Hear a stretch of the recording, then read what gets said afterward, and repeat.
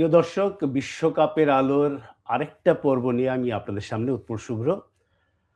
আপনারা এই বিশ্বকাপের শুরু থেকে বলব না, শুরুর কয়েকদিন আমাদের একটু দেরি হয়েছে অনুষ্ঠানটা স্টার্ট করতে। এরপর থেকে আমরা প্রতিদিন সন্ধ্যা ৬টায় বিশ্বকাপের হয়ে যাওয়া ম্যাচ এবং হতে যাওয়া ম্যাচ, মূলত এই ২ টা বিষয় নিয়ে শুরু করি। তারপর তো ডালপালা মানে ডালপালা ছড়াতে থাকে আমাদের আলোচনায়। একজন অতিথি থাকেন। এগুলো আপনারা জানেন। তারপরে আমি রিপিট করি যে কেউ যদি আজকে কোনো কারণে ১ম বারের মতো এসে থাকেন তাকে বোঝানোর জন্য। এবং আমরা এই অনুষ্ঠানে একটা থিম ঠিক করি যে কোন বিষয়টা নিয়ে মূল আলোচনা করব। পরে যেটা হয় ওই আলোচনা থেকে আমরা অন্যান্য দিকে যাই। আজকে আমাদের আলোচনার বিষয় হচ্ছে কোথায় হারালো বললাম? ইনফেক্ট আমি ভুল করে বলছি কোথায় হারালো ব্রাজিল। আসলে আমাদের বিষয়টা হচ্ছে কোথায় হারলো ব্রাজিল। কিন্তু আমার কাছে মনে হচ্ছে ভুল করে আমি যেটা বলেছি এটা আলোচনা হতে পারে যে কোথায় হারালো ব্রাজিল, মানে সে কোন ব্রাজিল, সে আলোচনাটা আপনারা অনুষ্ঠান যত এগুবে ততই বুঝতে পারবেন। এই সবকিছু নিয়েই, এর সঙ্গে অন্য সব ম্যাচ, সামনের ম্যাচ নিয়েই আজকের বিশ্বকাপের আলোয়।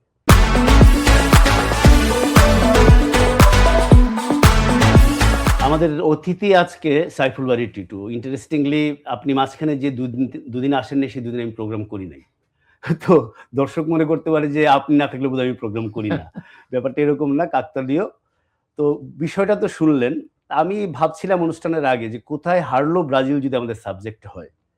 এই অনুষ্ঠানে আমরা খুব একটা ভিজুয়াল ব্যবহার করি না, জাস্ট খালি আমাদের একটা ব্যাকড্রপ থাকে। তো কোথায় হারলো ব্রাজিল প্রশ্নটা করে এখানে আর্লিং হল্যান্ডের একটা বড় ছবি দিয়ে আমরা বলতে পারি যে আজকের মতো অনুষ্ঠান এখানেই শেষ। তো ব্রাজিল কোথায় হেরেছে, মানে যদি আমরা গোলের কথা চিন্তা করি, আনবিলিভেবল। এবং যে পয়েন্টটা আমি ভুল করে বলে ফেলেছিলাম টিটো, এটাও আমি একটু টাচ করতে চাই। কোথায় হারালো ব্রাজিল? যে ব্রাজিলকে আমরা চিনি। আমরা প্রথম যদি শুরু করি কোথায় হারলো ব্রাজিল আজকের ম্যাচটা, মানে অনেকগুলি জিনিস ছিল দাদা। মেইনলি হচ্ছে যে আমি বলবো যে চান্স ক্রিয়েট করেছে, পেনাল্টি পেয়েছে, পেনাল্টি গোল করতে হবে। তো এই ধরনের নকআউট ম্যাচে ফার্স্ট গোল করলে যেটা হয় আমরা বলি হোয়াট ইফ সিনারিও, সেটা হচ্ছে যদি ব্রাজিল আগে গোল করতে পারতো, নরওয়ে তাদের ওই ব্লক বা খোলস থেকে বেরিয়ে আসতো, দেন ব্রাজিলের জন্য আরো স্পেস ক্রিয়েট হইতো ফর ভিনিসিয়াস জুনিয়র, যে আরো বেশি করতে পারতো। তো ফার্স্ট গোলটা ওয়াজ ভেরি ইম্পর্টেন্ট। এবং আপনি দেখেন সেকেন্ড হাফে এনরিক যে চান্সটা পেয়েছে, আমি বলবো যে ভিনিসিয়াসের এই পাসটা টুর্নামেন্টের সেরা পাস। তো ওই চান্সেস যদি আপনি নিতে না পারেন এবং আপনি যদি আপনার টাচটা কন্ট্রোল করতে না পারেন গোলকিপারের সামনে গিয়ে, then you don't deserve to win. ওইটা একটা। আরেকটা হচ্ছে যে আমার মনে হয় যে সাবস্টিটিউশনে সোলবেকেন ট্রাম্প দিয়েছে আর কি, বাজিমাত করেছে, যেখানে অ্যানচেলতি হয়তো তার সাবস্টিটিউশনগুলি কাজে আসেনি, বাট সোলবেকেন যেদিন নামিয়েছে দুইজন নেমেছিল, একটা হচ্ছে স্টেলকারাব বা আরেকটা হচ্ছে বব। প্রথম যে দুইজনকে নামায়, কারণ আমরা হাফ টাইমে ঠিক শুরু হওয়ার আগে দেখছিলাম দুইজনকে তারা ব্রিফ করতেছে অ্যাসিস্ট্যান্ট কোচ যে নামবে, এবং ওই 21 নম্বর ওই প্লেয়ারটা সে কিন্তু তার ক্রস থেকে গোল পাওয়া এবং ও নিজে একটা ট্রাই করা, যেটা অ্যালিসন বেকার সেভ দিয়েছে। সো আমি বলবো সাবস্টিটিউশনেও হেরেছে ব্রাজিল। আর সবচেয়ে বড় কথা হচ্ছে যে জেতার যে আকাঙ্ক্ষা, আপনার ব্রাজিলের একদম শুরু থেকে যদি আমরা দেখি, কখনোই মনে হয় না যে এই টিমটা এই ওয়ার্ল্ড কাপ জিততে চায়। হয়তো বা এটা একটা প্রজেক্ট হতে পারে যে নেক্সট ওয়ার্ল্ড কাপ নিয়ে চিন্তা করছে, এবং অ্যানচেলতি তত সময় বাংলাদেশের সাথে মিলে যাচ্ছে। বাংলাদেশে একসময় আমরা শুনতাম যে আমাদের টার্গেট নেক্সট ওয়ার্ল্ড কাপ, বাংলাদেশের একটা কৌতুকের বিষয় হয়ে দাঁড়িয়েছে। না, মানে এটা হচ্ছে যে আসলে নেক্সট ওয়ার্ল্ড কাপ তো কথা না, কথা হচ্ছে অ্যানচেলতি কতটুকু সময় পেয়েছে, তার জন্য 1 বছরের না, তেমন কোনো এক বছরের মতো ওরকম সময় না। এবং আমি মনে করি যে ক্লাব কোচরা সাধারণত ন্যাশনাল টিমের কোচ হিসাবে কাজ করাটা অনেক difficult, because of the reason যে ক্লাবে আপনার অনেকগুলি ট্রেনিং সেশন পান, আপনি এক্সপেরিমেন্ট করতে পারেন, আপনি অনেক কিছু করতে পারেন। ন্যাশনাল টিমে only you have 20 sessions or something like that. তো ওইটা হচ্ছে যে সবাই মানায় নিতে পারে না। তো আমি বলবো তারপরে অ্যানচেলটি ডিড গুড জব। প্লেয়াররা না পারলে সে কি করবে, 1 নম্বর। 2 নম্বর হচ্ছে যে খেলার যে ক্রিয়েশনটা ব্রাজিলের খারাপ ছিল না। যেমন আপনার আত্মঘাতী গোল তো ওরা খেতেই পারতো, ওদের গোলকিপারের কারণে। আমার মনে হয় যে ব্রাজিল আসলে হেরেছে, কোথায় হারলো একটা কথা যে বললেন, গোলকিপার নরওয়ের এবং স্ট্রাইকার নরওয়ের, মানে পিছনে এবং সামনে এই দুইজনের কাছে হেরেছে। একদম। আমি মাঝখানে হয়তো ওডেগার্ডকে একটু জুড়ে দিতে চাই Right. যে প্রবাবলি এই তিনজন যদি একটা টিম গেম ডেফিনেটলি সবার রোল থাকে, এই তিনজন ওয়াজ মানে ক্লাস অ্যাপার্ট। রাইট। আরেকটা জিনিস যে আজকে যদি আমরা আঞ্চলত্তির ফরমেশনটা দেখি শুরুতে 4-4-2, রাইট। ভিনিসিয়াস সারা জীবন রাইট উইং এ খেললেন, সরি Right. লেফট উইং এ খেললেন, তিনি চলে আসলেন মাঝখানে এবং মার্তিনেলি স্টার্ট করলেন। টিপিক্যাল মিডফিল্ডার না, রাইট। উইঙ্গার হিসেবে খেলেন। তো এটা তো এত বড় কোচ, নিশ্চয়ই উনি ওপোনেন্ট চিন্তা করে তার দলের স্ট্রেংথ চিন্তা করেই করেছেন।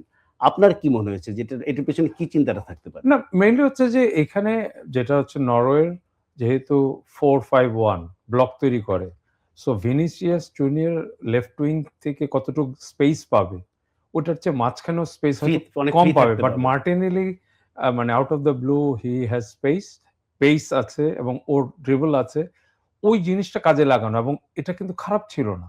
আমি বলবো যে শুরুটা তো ম্যাচ মানে আপনি দেখেন পজিশন কিন্তু 60-র উপরে হচ্ছে নরওয়ের, বাট পজিশন অনুযায়ী তারা চান্স ক্রিয়েশন কিন্তু পিছিয়ে ছিল ব্রাজিলের চেয়ে। তো এই জন্য আমি মনে করি যে মার্টিনেলির এই ইয়েটা আনচেলত্তির ওয়াজ নট ব্যাড।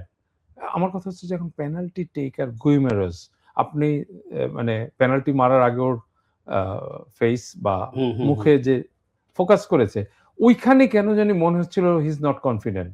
আমার কেন জানি মনে হচ্ছিল, বাট তারপরে ওইটা তাদের ডিসিশন কে মারবে।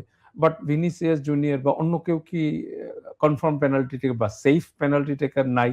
এটা এই ধরনের নকআউট ম্যাচ তো ফার্স্ট গোলটা খুব ইম্পর্টেন্ট, যে অন্য না একদম এত আর্লি পুরো complexion of the game change হয়ে যেত। রাইট। মানে আঞ্চলিককে কোশ্চেন করা হয়েছিল এটা যে কেন গিমারাইস। তো উনি যেটা বলেছেন তার টেকনিক্যাল স্টাফ আগে তো আপনি জানেন, আপনি যখন টিমের দায়িত্বে থাকেন প্র্যাকটিস করায় যখন একটা থাকে, প্রায়োরিটি লিস্ট থাকে। তো উনি বলছিলেন তাদের যে প্রায়োরিটি লিস্ট তার মধ্যে সে এক নম্বরে ছিল, নেইমার ছিল এক নম্বরে, Neymar was not in the field. আর এরপরেও যারা ছিল, ইয়াগো সিলভা ছিল, উনি ছিলেন না। তাদের লিস্টে এই টপ নামটাই ছিল এটা। এখানে কিন্তু একটা ইন্টারেস্টিং জিনিস আছে, নেইমারের কথা যেহেতু বললেন, মানে আমার কাছে মনে হচ্ছে যে খেলা কি এক্সট্রা টাইম টাই ব্রেকারে যাবে কিনা এরকম কি চিন্তা করছিলেন কিনা, কারণ নেইমারকে এমন সময় নামানোটা মানে আমার কাছে মনে হচ্ছে যে আসলে কেন, কারণ উনি অন্যান্য টাইট ম্যাচেও কিন্তু নেইমারকে নামান নাই, কালকেই বা কেন? হয়তো বা নেইমার পুরো ফিট এই জন্য হতে পারে।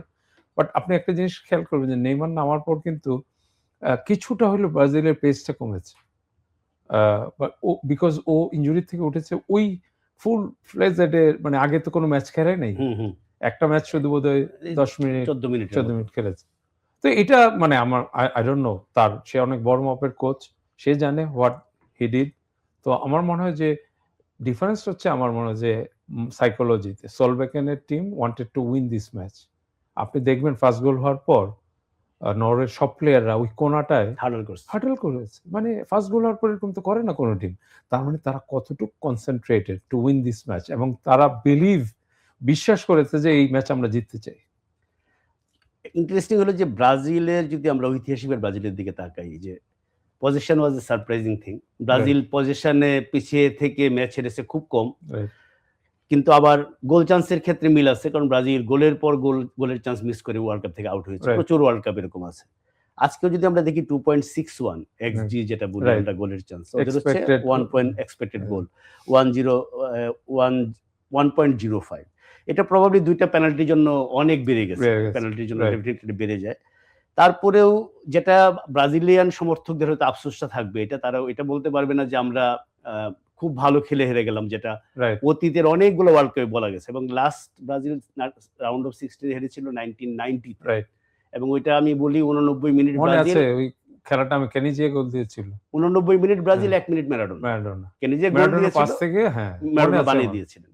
তো আজকে ডিসঅ্যাপয়েন্টিং হচ্ছে এইটা যে ব্রাজিল পজিশনে এত পিছিয়ে থেকেও লাকিলি বলবো যে অনেকগুলো চান্স ক্রিয়েট করেছে, যেগুলো তারা কাজে লাগাতে পারেনি। আর আর্লিং হল্যান্ডে আসার আগে আমি একটু নেইমার একটু বলতে চাই, যেহেতু নেইমার নামটা এসছে। আমার নিজের একটা ফিলিং, এটা আমি তো একদমই বাইরে থেকে দেখা, আমার কাছে মনে হয়েছে যে নেইমার 100% ফিট, যে কোনো মুহূর্তে নামতে পারে, পুরো কখন খেলাবো আমরা ঠিক করবো, এটা পুরো একটা সাইকোলজিক্যাল প্লয় ছিল। Probably he was not 100% fit, এটা তার খেলা দেখে আমার মনে হয়েছে। এবং আপনি 100% ফিট নেইমারকে কেমনে ফার্স্ট 11 এর বাইরে রাখেন? রাইট, যেখানে আপনার পাকেতা না, এক্সাক্টলি, আপনার প্লেমেকার কে? অবশ্যই তো আমার কাছে এটা মনে হয়েছে যে এটা পুরোপুরি তাকে একটা জনমতের চাপে কিছুটা পিয়ারের হতে চাপে পারে। আমার কাছে মনে হচ্ছে তাই। কারণ আপনি জাপানের ম্যাচ তো অনেক কঠিন ছিল। ওটা তো ইজি ম্যাচ ছিল না। তো ওইখানে তো নামায়নি। ওয়ার্ম আপ করছিল। বাট নামাইতে পারেনি বা যেটা। বাট আমার মনে হয় যে আনচেলত্তি একটা কথা বলেছিল এর মধ্যে যে, "আমি জিততে চাই, যেভাবেই হোক।" এটা ব্রাজিলের লোক ভালোভাবে নিবে না।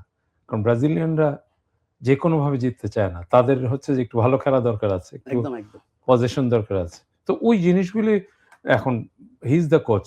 মানে সবাই তাকেই জিজ্ঞেস করা উচিত। আমরা আসলে মন্তব্য করে কোনো লাভ নেই। না যেমন আমরা যদি ব্রাজিলের মানে একদম পিক বলি 1970, 80s 1982 আস্তে, আস্তে কিন্তু অনেক পিছিয়ে যেতে হচ্ছে। রাইট, মানে ব্রাজিলের ২৪ বছর হাইয়েস্ট গ্যাপ ছিল ২ টা ট্রফির মধ্যে। ৭০ থেকে ৯৪। রাইট। এটা ২৪ এবার কনফার্ম হয়ে গেছে যে কমপক্ষে এটা ২৮ হবে। আগামী বছর যদি জেতেও আগামীবার। তো ওই টিমগুলা যেগুলা পারে নাই, ৮২ পারে নাই, ৮৬ পারে নাই, এই ৯০ পারে নাই। কিন্তু ব্রাজিলে গিয়ে আমি ব্রাজিলে ২ বার গিয়ে দেখেছি যে ওই টিমগুলাকে তারা মানে এক মনে ধর রেখেছে আরকি। হ্যাঁ, মনে রেখেছে এবং তাদেরকে এক ধরনের উইথ সিম্প্যাথি ভালোবাসে। যে হ্যাঁ, হ্যাঁ, এটা হয় নাই। কিন্তু আমরা দেখিয়ে দিয়েছি আমরা কি খেলি। মানে কি ধরনের খেলা আপনি খেলে। যেটা বললেন যে রাইট। ব্রাজিল ওটা খুবই ইম্পোর্টেন্ট যে না এটি কিভাবে জিতলাম। হ্যাঁ, এইটা ইম্পোর্টেন্টলি আমি মনে হয় যে ব্রাজিলিয়ান প্লেয়ারদের স্কিল এবং ওই ধরনের সক্রেটিস, জিকো জুনিয়র, এইডার এইসব খেলা দেখে যেটা হচ্ছে ইউরোপে ওই ধরনের টপ কোয়ালিটি প্লেয়ার তৈরি করার হিড়িক পড়ে গিয়েছে। এবং যাদের যেরকম ক্লেয়ার ফন্টেন বলেন আর আ জার্মান হাই পারফরম্যান্স সেন্টার বা অন্যান্য দেশের যে ইয়েগুলো, তারা কিন্তু ওই ধরনের প্লেয়ার তৈরি করছে যে ব্রাজিলিয়ানদের মতো স্কিলফুল। এবং এখন দেখেন অনেক ইউরোপিয়ান টিমে কিন্তু অনেক স্কিলফুল প্লেয়ার আছে যেটা ব্রাজিলে আমরা কম পাচ্ছি। হ্যাঁ, উল্টা হয়ে উল্টা গেছে। হয়ে যাচ্ছে। উল্টা হয়ে তো গেছে। এটা হচ্ছে যে ইয়ুথ ডেভেলপমেন্ট আপনার ওই ধরনের বড় স্কিমগুলি বা ওয়েল এস্টাবলিশড ক্লাবগুলির একাডেমিগুলি হয়তো আরো স্ট্যান্ডার্ড দরকার। আমার কাছে মনে হয়। কারণ নেইমার যখন ফুল ফর্মে খেলছে, আরেকটা নেইমার ছিল না। এখনো নাই। সো এটা ইট শোজ এরকম ড্রট কখনো ব্রাজিলের বিপক্ষে কখনো আসেনি। ছিল না তো ব্রাজিলের। আমার মনে হয় এটা কিছুটা কি ইতালির কেস হবে কিনা যে একটু রিচেক করা। নিশ্চয়ই তারা ব্রাজিলিয়ানরা করবে। এই দায়িত্ব আমাদের অবশ্যই নেওয়ার করবে। দরকার নাই। আমাদের নিজেদের নিয়ে আমরা পারি না। আমাদের আমাদের ওই দায়িত্ব নেওয়া দরকার নেই। আমরা কোথায় হারালো ব্রাজিল লাইনটাও এখানে চলে আসছে। যে ব্রাজিল ধরেন always you look forward to watch Brazil. ম্যাচে রাইট, যেটাই হোক। যে খেলা দেখার যে আনন্দ। এবং এই হলুদ জার্সি যে সারা পৃথিবী জুড়ে একটা আফ্রিকার একটা টিম ভালো খেললে বলে যে আফ্রিকার ব্রাজিল। এশিয়ার রাইট, কেউ ভালো খেললে রাইট। বলে ব্রাজিল। ব্রাজিল ইজ একটা সিম্বল বা সার্টেন ফিলোসফি যে ফিলোসফি রাইট। একটা ফুটবল। সেই জায়গায় হারালো কোথায় এটা তো আমরা বলে ফেলছি যে ইউনিট হুম, প্লেয়ারের অভাব। এবার আমরা আসলে যাকে নিয়ে আসলে আলোচনা শুরুও হতে পারত। কিছুটা আমি মানে পাসিং রিমার্ক রাইট, হিসেবে করেছি। Erling Haaland. Right. He he is a freak. মানে এটা হুম, আমার অফ ইয়েতে। কোর্স। এটা একটা মানে তার চেহারা, ছবি, ফিগার সবকিছু মিলিয়ে এবং আজকে the way he scored the second goal. আমি ওয়ার্ল্ড কাপ এরকম দেখি নাই যে হল্যান্ডের এই ধরনের গোলও খুব কম। সে তো পেনাল্টি বক্স এরিয়ার বাইরে সে তো থেকে। বক্সে। হ্যাঁ, এবং ওই জিনিসটা হচ্ছে যে ও বক্সের ভিতরে বেশি করে। বাট কালকের খেলা আমি বলব যে ওর ফার্স্ট গোল এবং second goal due to pure defending error. সমস্যা ছিল এরর। আপনার প্রথমটা গ্যাব্রিয়েল। ফার্স্ট গোলটা দেখেন গ্যাব্রিয়েল ও এতবার ফেস করছে ম্যান সিটি, আর্সেনাল। ও কিভাবে ব্লাইন্ড সাইডে রাখতে দেয় ওকে? যে আমি চোখের সামনে নাই এবং ওকে একটা ৫ গজ জায়গা দিছে to run and take off. হুম, কারণ ও টেক অফ করলে ওর সাথে হেডে কেউ পারবে না। রাইট। তো ওই জিনিসটা মিস্টেক। সেকেন্ড গোল তো আপনার ডানিলোরে প্রেসই করল না। ড্যানিলো এবং গ্যাব্রিয়েল দাঁড়ায় রইলো, ও শুট মারলো ড্যানিলোর দানিলোর পায়ের ফাঁক ফাঁক দিয়ে। দিয়ে। এবং ওইটার এলিসনের সেভ করা কিচ্ছু কোনো করার নাই। কারণ কিচ্ছু একটু করার নাই। বাঁকও খেয়েছে, একটু সার্ভ করেছে। তো আমি বলব তারপরেও nothing we can't take from Away him from away him. From him because he deserve this. প্রত্যেকটা নকআউট ম্যাচ বা প্রত্যেকটা ম্যাচে যে গোল করা উইথ 7 গোলস নাও এমবাপ্পে এবং মেসির মেসির সাথে। সমান। এবং ওর সবচেয়ে হিউমিলিটিটা আমার দেখার মতো মানে আমার পছন্দ হয়েছে। কোন সেলিব্রেশন নাই। সে জাস্ট ওয়াচিং যে গোল করার পর দাঁড়ায় গেছে। আমি একবার খালি ভাবছিলাম যে এটা কি উল্টা কিনা? যে মানে as if আমি কিছু যে করলাম না, এটা কি আরো বেশি rubbing salt in the wound এরকম কিছু? এইটা মানে আমার কথা আপনি ভিনিসিয়াসের সাথে ওর লাস্ট মাঠের যে মোলাকাতটা ওরা মুখ ঢেকেই বলছে। ইট শোজ যে ও ভিনিসিয়াসকে রেসপেক্ট দেখাচ্ছে কিভাবে। সো এটা মনে হয় না আর্লিং হ্যাঁ, হল্যান্ড ওই ওই টাইপের। টাইপের। মানে he said something good about even Vinicius. Before the match যেটা সে বলছে, এখন রাইট, এটা সাইকোলজিক্যাল প্লয় মনে হচ্ছে যে to take the pressure off. যে বলছে ব্রাজিলের সঙ্গে খেলা ইটস এ জোক। এটা তো আমাদের স্লিম চান্স, আমাদের কোনো জেতারই চান্স নেই। হুম, আর আপনি যেটা বললেন শুরুতে ওইটাই যে Norway has nothing to lose. যদিও তারা ব্রাজিলের সঙ্গে এর আগে ৪ টা ম্যাচে কখনো হারে নাই। 98 এও তারা ২-১ জিতেছিল ইন্টারেস্টিংলি। এই এটা গ্রুপ ম্যাচ ছিল, খুব একটা প্রবলেম হয়নি ব্রাজিলের জন্য। এবং কখনোই এমনিতে ওই যে ই ই ই মানে ইংল্যান্ডে খেললে তো প্রচুর কথাবার্তা পাই রাইট, আমরা। রাইট। কিন্তু হল্যান্ডের কখনোই ওই অ্যারোগ্যান্ট মনে হয় নাই, না, সত্যি কথা না যেটা। আমি হালান্ড যেটাই হোক আমার মনে হচ্ছে এই টিমের যে প্ল্যান ছিল মানে গোপন প্ল্যান। বুঝতে দেয় নাই কাউকে। বাট একটা জিনিস বোঝা গেছে সেটা হলো নকআউট ম্যাচ নিয়ে তারা কতটা সিরিয়াস। তারা কিন্তু সলবাইকেন লাস্ট ম্যাচটা ফ্রান্সের সাথে ৪ গোলে হারলো যে ৮-৯ জন প্লেয়ারকে নামায়নি। রেস্ট দিয়েছে। এটা স্কোয়াড রোটেশন করেছে। So they were on a mission আমার কাছে মনে হয়েছে এবং ওদের মাঠের অ্যাটিটিউড তাই বলে যে তারা জেনে শুনেই আসছে আজকে মাঠে কি করব? এবং ব্রাজিলের প্রত্যেকটা মুভ তারা চেষ্টা করছিল অ্যান্টিসিপেট করতে। এবং মোর পজেশন দ্যান ব্রাজিল। এটা তো জোক। Almost double. সবচেয়ে বড় হ্যাঁ, কথা হচ্ছে যে এটাতে মানে মার্জিনাল না। রাইট। সো আর সেকেন্ড গোলটার সময় কমেন্টেটরের একটা কথা আমার খুব কানের মধ্যে বাজছে এটা। সে বলছে যে, "it's like a casual kick in training ground." হুম, মানে বলটা আসলো, আমি জাস্ট মেরে দিলাম। মনে হচ্ছে ট্রেনিং এ যেরকম মারে। রাইট। এবং লাস্টে আজকে যেটা হল্যান্ড পরে এই প্রসঙ্গটা যখন উঠেছে ডেফিনিটলি তার গোল স্কোরিং এবিলিটি নিয়ে। খুব ইন্টারেস্টিং একটা না, কথা না বলেছে। ইন্টারেস্টিং এবং আমার দেখা মানে এই মুহূর্তে ওয়ার্ল্ড এর বেস্ট নাম্বার 9 সে। কারণ হচ্ছে ওর ফিজিক্যালিটি, ওর হাইট, ওর দৈর্ঘ্যকরণ এবং ওর স্টেপিং। ও যখন স্প্রিন্ট দেয়, ওর পা তো লম্বা, লম্বা। এটাকে আমরা বলি ফিট ক্যাডেন্স। ওর কদমগুলি, স্ট্রাইড গুলো অনেক স্ট্রাইড বড়। গুলি আরকি। তো ওর স্ট্রাইড এর বড় বাট স্পিড কমে না। হি try to match with the defenders. So ওই জিনিসগুলি এবং ওর কাউন্টার অ্যাটাকিং এ তো বেস্ট। কারণ ম্যান সিটিও অনেক সময় প্রায়ই তো ম্যান সিটি লিড নিত। লিড নিলে কি হতো? ওরা একটু ব্লক নিচে নেমে তারপরে যেয়ে সব কাউন্টারে গোলগুলি করা। সো আমার মনে হয় যে ওই মানে ম্যান সিটি ইস লাকি যে ওর বাবা যেহেতু ম্যান সিটিতে খেলেছে এজন্য ওরা চুজ করেছে। হ্যাঁ, রাইট। নাহলে তো অনেক, অনেক ক্লাব নিতে চেয়েছে। ও যখন বরুশিয়াতে খেলতো, অনেক ক্লাব ওকে নিতে চেয়েছে। ওই একটা কথা বলেছেন উনি যে তার এই গোল করার এবিলিটিটা সবকিছু পরে ফাইনালে গিয়ে যেহেতু ব্যাখ্যা নাই আসলে, বলছে যে ইট ইস গিফট ফ্রম দ্য গড। তার প্রকৃতি দত্ত। আর আরেকটা যে পয়েন্ট আপনি বললেন সিটি এবং নরওয়ের কোচ খুব ইন্টারেস্টিং এই পয়েন্টটা বলেছেন যে it was like City versus Real Madrid. Right, তো সিটি যেরকম করে যে সিট ব্যাক এবং কাউন্টারে যায়, রাইট। এখানে ব্রাজিল উল্টাটা করেছে। হুম, আমরা তাদেরকে ওয়্যার ডাউন করার চেষ্টা করেছি, করে আমরা আমাদের সময় মতোই করেছি। আমার আজকে হল্যান্ডের ধরেন প্রচুর গোল দেখেছি আমি প্রিমিয়ার লিগে। সবাই দেখেছে। মানে রাইট। এটা তো না দেখেও পাই নাই। আপনি না, যদি কিছুক্ষণ দেখেন তাহলে দেখবেন যে হ্যাঁ, একটা গোল হয়ে গেছে। তো আজকে ছিল যে অলমোস্ট অদৃশ্য পুরা ম্যাচে। রাইট। মানে অন্য সময় তার একটা মুভমেন্ট দেখা যায়। এইজন্য জিনিসটা বেশি অতিপ্রাকৃত হ্যাঁ, লাগছে। মানে যে ২ টো সুযোগ ২ টা গোল দিয়েছে। সে এরকম একটা ব্যাপার চলে আসছে। আরেকটা মানে স্লাইডিং করেছিল বলটা পায়নি। কিন্তু কথা হচ্ছে যে ডিসকানেকশন তো ব্রাজিলই করে রেখেছিল। আনচেলত্তির টার্গেটই ছিল হালান্ডকে সার্ভিসটা যেন না পায়। ওইটাতে ব্রাজিল মোটামুটি সফলও সফল ছিল। হয়েছিল। ওই লাস্ট মোমেন্টে গিয়ে ওইটা যদি না হতো আরকি। আপনি তাহলে ব্রাজিল নিয়ে যদি আমরা এই অংশটা শেষ করি, যদি ব্রাজিল নিয়েই আমরা ২-৩ ঘন্টা কথা বলতে পারি, যদি আমরা যেহেতু আমি জানি যে আপনিও তো রাইট। সেই 78 পর্যন্ত বোধহয় মনে করতে পারেন ওয়ার্ল্ড কাপ। 74 মনে করতে পারেন না আপনি। 74 আমি দেখিনি। 78 সরাসরি দেখিয়েছিল ফাইনালটা। আচ্ছা। ওইটা আর্জেন্টিনা আর্জেন্টিনা হল্যান্ড। তো হলে ওটা আর্জেন্টিনায় হয়েছিল ওয়ার্ল্ড কাপটা। হ্যাঁ, হ্যাঁ। সো ওইটা আমি ফাইনালটা দেখেছি মনে আছে। মানে আমিও মোটামুটি আমার আর্লিয়েস্ট স্মৃতি 74 পেপার-টেপার পড়ে একটু একদম আচ্ছা, ছোট। 78 ও একই রকম। কাজে আমরা দুজন ওই আলোচনায় চলে গেলে আসলেই বর্তমান অনেক। হারিয়ে যাবে। সেটাতে না যাই। একটা জিনিসে আমরা বোধহয় দুজনেই একমত যে আসলে এই ব্রাজিলিয়ান ফুটবলের ক্রিয়েটিভ ফুটবলারের এইরকম আকাল আসলে ওদের ইতিহাসে কখনো হয়নি। ব্রাজিলে কখনো ক্রিয়েটিভ ফুটবলারের অভাব হয় নাই।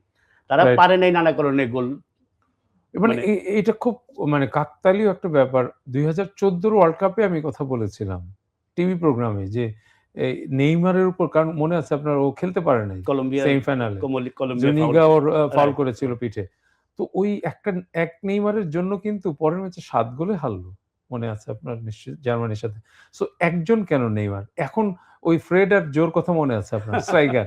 ওদের মতো হাল্ক চিন্তা করেন। হাল্ক। তো এদের মধ্যে কে খেলবে এটা নিয়ে আমরা চিন্তা করছি। তো কম্পারিজনটা কোথায় গিয়েছে? আমরা দেখেছি জিকো, এইডার ওই ধরনের প্লেয়ার, হ্যাঁ, সক্রেটিস আর এটাই এমএলএ যে তখন বলেছে ২০১৪ সালে। ৪ বছরে কিছু হয় নাই।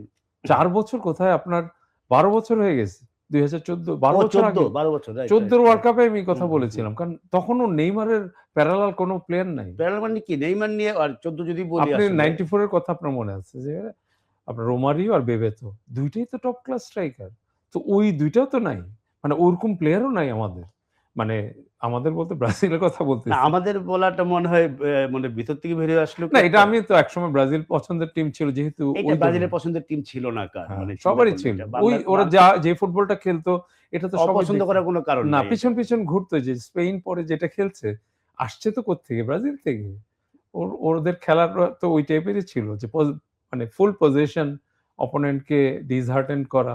আমার ২০১৪ নিয়ে একটু জাস্ট একটা বলে আমরা ব্রাজিল শেষ করি। মানে আমার আরো আরেকটা জিনিস লাগে যে লাতিন আমেরিকানরা খুব ইমোশনাল আমরা জানি, অনেকটা আমাদের মতোই, খুব আবেগ। কিন্তু ২০১৪ ব্রাজিলে ইট ওয়াজ সো, কি বলবো যে মানে আনইউজুয়াল যে একটা প্লেয়ার নাই। ওকে ফাইন, এটা মোটিভেশনের খুব একটা কমন স্কিল যা উইল প্লে ফর হিম। হুম, আমরা তার জন্য জিততে চাই। কেঁদে কেটে একাকার ম্যাচের আগেই। রাইট। মানে নেইমারকে নিয়ে, জার্সি নিয়ে আসছিল হ্যাঁ, বোধহয় বা ছবি। মাঠের মধ্যে পুরো মনে হচ্ছে নেইমারের ফিনানাল হচ্ছে। এটা কি কথা? এবং পুরো আজকেও সেই কান্না, নেইমারের কান্নাটা খুব কমন হয়ে গেছে এবং রাইট, নেইমার সর্বশেষ আজকে যেটা করল, প্রবাবলি তার শেষ। সে একটু ফাঁক রেখেছে কিন্তু শেষই হয়। পেনাল্টি পেল লাস্ট মিনিটে। আমরা জানি যেকোনো মুহূর্তে শেষ বাঁশি বাজবে। গোলটা করার পরে আমার কাজ হবে দৌড়ে বলটা নিয়ে মাঝখানে নিয়ে যাওয়া রাইট। ইউজুয়ালি। নেইমার গিয়ে গোলকিপারের সঙ্গে যেটা করলেন, এটা কি নেইমারকে বুঝায়? আসলে নেইমার সেই অর্থে যে নেইমার হয়ে উঠতে পারলেন না।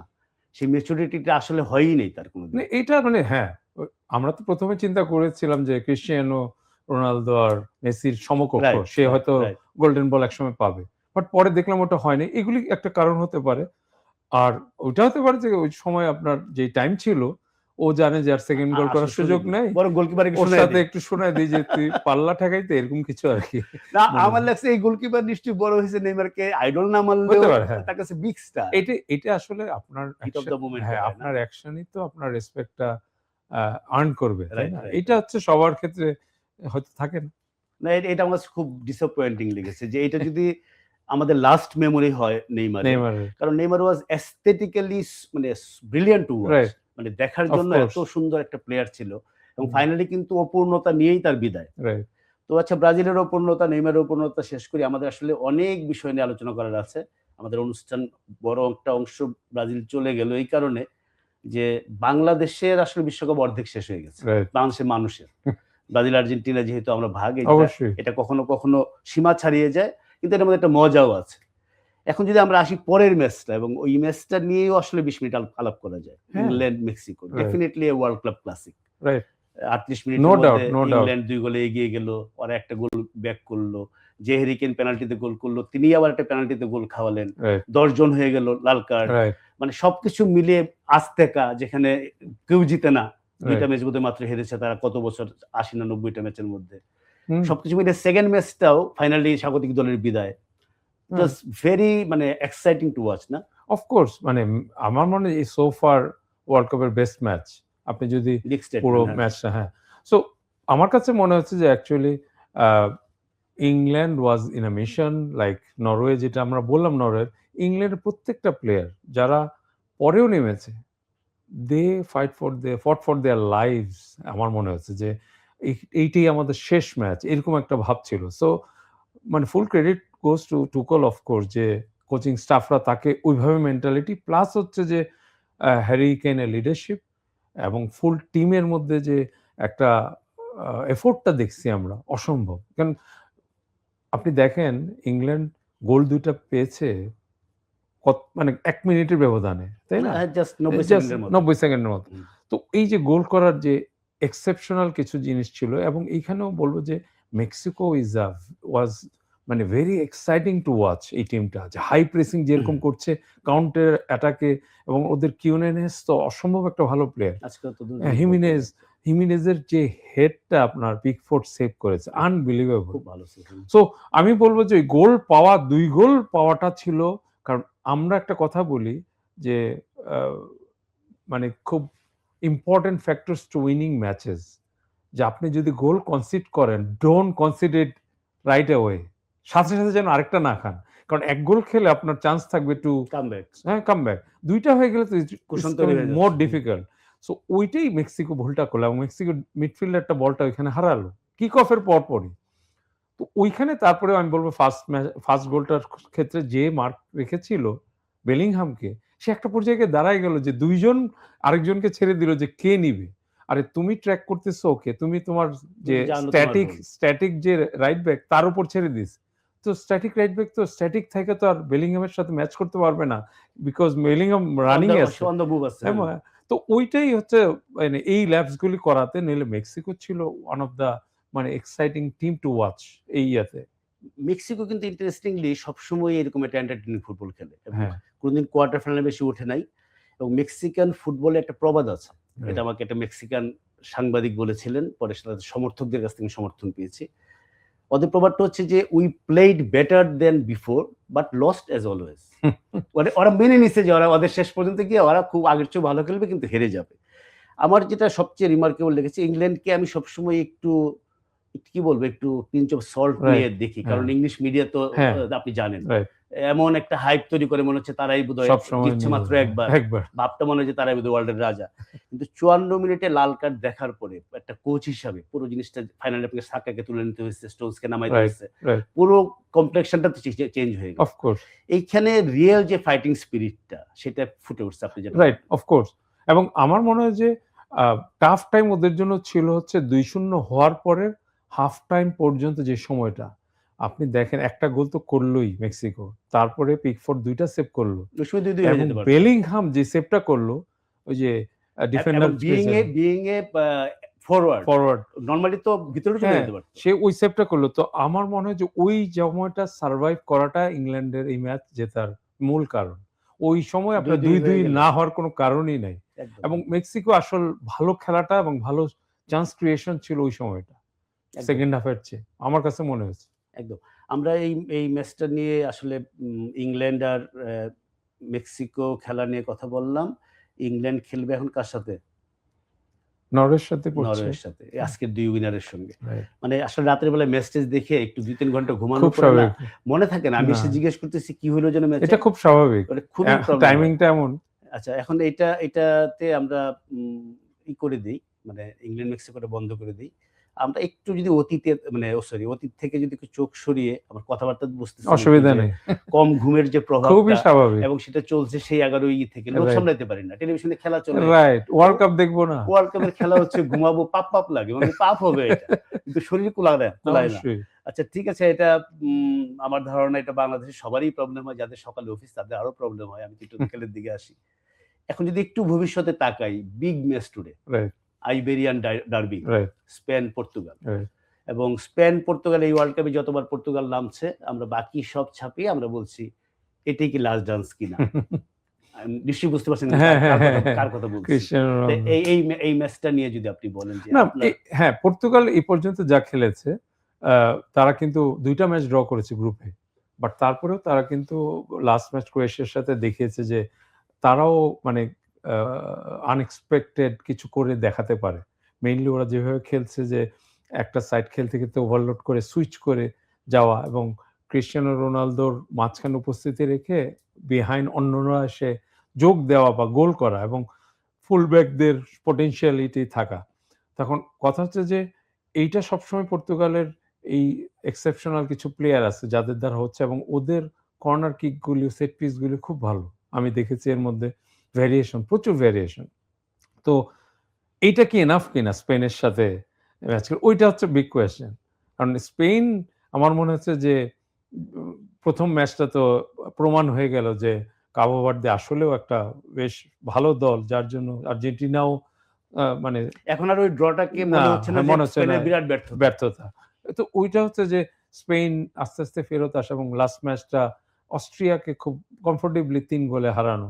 সব মিলিয়ে আমি বলব যে স্পেন অবশ্যই ফেভারিট হতে পারে। বাট এটা হচ্ছে যে ফুটবলের মানে পর্তুগাল টিমের পুরানো ইতিহাস যদি আমরা দেখি, এই আনপ্রেডিক্টেবিলিটি আছে এবং আ বলা মুশকিল আসলে কি হবে। কিন্তু স্পেনের দিকে কিছুটা পাল্লা ভারী থাকবে আমার মনে হয় যে আ তাদের যেই ডিসরাপশন টা যদি না হয় তাদের বিল্ড আপ এ কিংবা মিডফিল্ড কন্ট্রোল এ ওইটা পর্তুগাল কতটুক করতে পারবে ওইটার উপর ডিপেন্ড করবে আরকি ম্যাচটা কোন দিকে যাবে। একটা হলো যে ওই ওয়ার্ল্ড কাপ শুরুর আগে মানে ফেভারিটদের যে ২-৩ টা নাম আসতো স্পেন সবার মধ্যেই ছিল। স্পেনের ফার্স্ট ৩ ম্যাচ ঠিক ওইটাতে ওই পর্যন্ত ওই মানে মানে বলবো যে আমরা ঠিক সেটা রিফ্লেকশন না। দেখি নাই। পর্তুগালের ক্ষেত্রে আবার একই ঘটনা যে ওয়ার্ল্ডের বেস্ট মিডফিল্ড। হুম, মানে এমন প্লেয়ার যে যারা প্রত্যেকেই they can make difference right, with a pass অমুক রাইট। তমুক। ওই জায়গাটাও মনে হচ্ছে যে এখনো পুরোপুরি তারা ফুললি পটেনশিয়াল হয়নি। তো আমি জাস্ট খালি আমার মানে নিজের একটা ফিলিং যে এই ২ টা দল যদি আজকের এটা তো জীবন মরণ লড়াই। অবশ্যই। এইখানে যদি তারা ২ টা দলই সেরা ফর্মে দেখা দেয়, রোনালদো হেরে চলে গেলে সারা জীবন আর রোনালদোকে ওয়ার্ল্ড কাপে দেখা যাবে না। এবারে তো দেখার আশা করি নাই আমরা। না। সেটা তো একদিন হবেই। কিন্তু এই ২ দল যদি তাদের পটেনশিয়াল 80-90% খেলতে পারে, it will be a hell of a match. হ্যাঁ, মানে এটা হচ্ছে যে আপনার কালকে যেমন ব্রাজিল এবং আপনার নরওয়ের খেলা একটা সময় দেখা যাচ্ছিল যে Brazil is making a low block আর নরওয়ে খেলতেছে। উল্টা। আবার Norway is making a low block Brazil খেলতেছে। সো ওই টাইপের ম্যাচ তো অবশ্যই দেখবো আমরা। তবে পর্তুগালের পরে একটা জিনিস যায় সেটা হচ্ছে ওরা নাকি নকআউট টিম। নকআউট ম্যাচ খেলার টিম। আমরা যা দেখছি ওরা গ্রুপ পর্যায়ে দেখা যায় ২ টা ৩ টা ড্র করে ফেলছে। ২ টা ম্যাচ ড্র। বাট নকআউটে করতে, করতে ইউরো জিতে গেল। আপনার মনে আছে নিশ্চয়ই ২০১৬ তে কি? ১৬ হ্যাঁ, তে। ওটা তো মারুফ খুব ভালো বলে আপনার বন্ধু কোচ হ্যাঁ। মারুফ যে নানা-নাতি মিলে জিতছে। রোনালদো না, ইনজুরড হয়ে চলে গেল ফার্নান্দো সান্তোস। ও তো সান্তোসের ঘাড়ের উপরে থেকে রোনালদো বাইরে থেকে কোচিং করলো, ডিরেকশন দিল। হ্যাঁ, ওটা খুব ওটা ভালো মনে বলছে আছে। ও। না এটা খুব তো ভালো বলছে বলছে। হ্যাঁ। নানা-নাতি মিলে জিতছে এটা। হ্যাঁ, তারপর ২ জন তো ধাক্কা থেকে জিতার পর ধাক্কা থেকে করলো। তো আমার মনে হয় যে ওইটা একটা ব্যাপার। বাট স্পেন আমার মনে হয় যে মোর কমপ্লিট টিম। হ্যাঁ, কমপ্লিট টিম লাস্ট ম্যাচে বোঝা গেছে। এবং আনলাইকলি সোর্স থেকে গোল পাচ্ছে। এই পেদ্রো পরও এসে গোল করে যায়। তো এই জিনিসগুলি যেমন আর্জেন্টিনার গত ম্যাচে ২ টা সেন্টার ব্যাক ২ গোলের সাথে জড়িত। একজন তো করেছে, আরেকজন আত্মঘাতী গোল হ্যাঁ, করিয়েছে।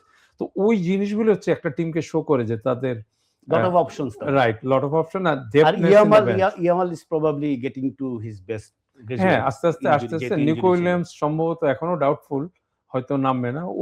ও খুব মানে যায় এই টিমটার সাথে নিকো উইলিয়ামস। বাট বায়ানা বোধহয় খেলছে গত ম্যাচে। তো ওই জিনিসটা আমি বলতেছি যে এই ম্যাচটাও আমরা উপভোগ করতে পারবো আশা করছি। প্রেডিকশন? কিছুটা স্পেনের দিকে আমার মনে হয় 2-1 স্পেন এইরকম কিছু হতে পারে।